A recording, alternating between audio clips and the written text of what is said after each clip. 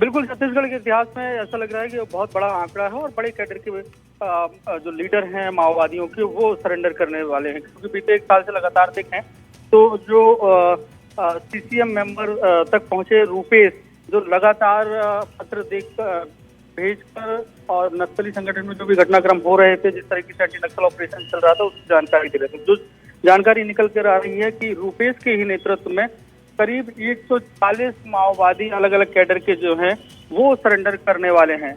और इसको लेकर जो माड़ के इलाके में है, अभी वहां से बड़ी सुरक्षा घेरे में है और वहां से निकलने के बाद एक खबर है कि जगदलपुर में कल उनका औपचारिक सरेंडर हो सकता है। जिस तरीके से सोनू दादा का गढ़चिरौली में सरेंडर हुआ, फिर उसके बाद महाराष्ट्र के मुख्यमंत्री देवेंद्र फडणवीस के सामने सरेंडर कराया गया, तो एक संदेश देने की यहाँ पे कोशिश है कि जगदलपुर में भी एक बड़ा सरेंडर हो सकता है। और अगर ये सरेंडर होता है, जिस तरीके की खबरें आ रही हैं, और जैसा कि छत्तीसगढ़ के उप मुख्यमंत्री विजय शर्मा ने कहा कि लगातार माओवादी सरेंडर कर रहे हैं और कल भी एक बड़ा सरेंडर हो सकता है। और उन्होंने कहा कि जो भी मुख्यधारा से जुड़ना चाहता है और जो भी आत्मसमर्पण करता है, उनके लिए लाल कालीन बिछाकर सरकार तैयार है। तो मतलब संदेश साफ है। एक बस्तर का जो माड़ इलाके में जो सक्रिय माओवादी हैं, जो बड़े कैडर के हैं, उनके भी सरेंडर का रास्ता लगभग साफ हो गया है। और उम्मीद यही है कि कल तक औपचारिक रूप से भी ऐलान हो जाएगा, मुख्यमंत्री के सामने उनका सरेंडर हो सकता है। हालांकि अभी आधिकारिक इसकी पुष्टि नहीं हुई है। जी बिल्कुल, आधिकारिक पुष्टि नहीं है, लेकिन सरकार की ओर से तो लगातार यही मैसेज दिया जा रहा है, लगातार इन लोगों को नसीहत दी जा रही है, मुख्यधारा से जुड़िए। लेकिन जिस तरह से ये आंकड़ा बता रहा है कि जो सरेंडर करने वाले हैं जुल्फिकार, क्या लगता है सरकार की वाकई रीति और नीति से प्रभावित होकर सरेंडर कर रहे हैं, या फिर जिस तरह के अभियान जो ऑपरेशन छत्तीसगढ़ में चलाए जा रहे हैं उसका ये डर का असर देखा जा रहा है, इनकी एक मजबूरी और कोई विकल्प नहीं, इसीलिए सरेंडर करने के लिए तैयार? इसमें दोनों पहलू देखे जा सकते हैं। एक सबसे बड़ा पहलू ये देखें कि बीते लगभग 1.25 साल, मतलब दिसंबर 2023 से लगातार जो बस्तर के अंदरूनी इलाकों में एंटी नक्सल ऑपरेशन चल रहा है और तरीके से जो इनकाउंटर हुए और इनकाउंटर में बहुत बड़ा नुकसान माओवादियों को हुआ।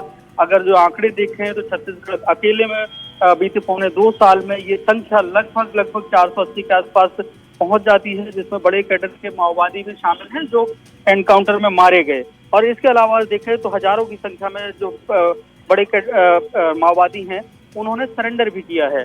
तो ऐसे में जो संगठन है वो कमजोर पड़ा।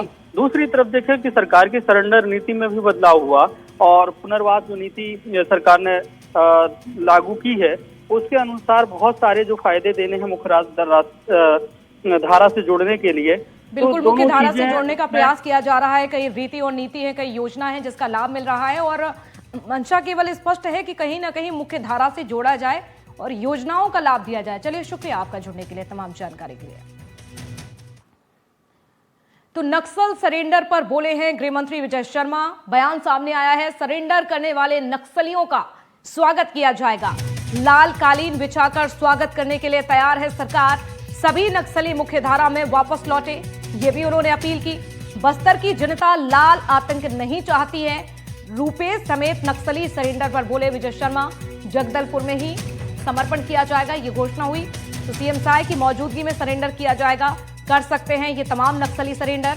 और सरेंडर से पहले पुलिस महकमे की तैयारी भी यहां पर लगातार जोरों पर चल रही है। पुनर्वास करने वाले जितने भी नक्सली हैं, जो पुनर्वास करते हैं, उनका लाल कालीन बिछाकर स्वागत किया जाना ये निर्धारित है और लाल कालीन बिछाकर ही हम उनका स्वागत कर रहे हैं। आज के दिनांक पर भी काफ़ी बड़ी संख्या में लोग जो सशस्त्र नक्सली हुआ करते थे वो मुख्य धारा में आ रहे हैं। इसमें काफ़ी लोग हैं।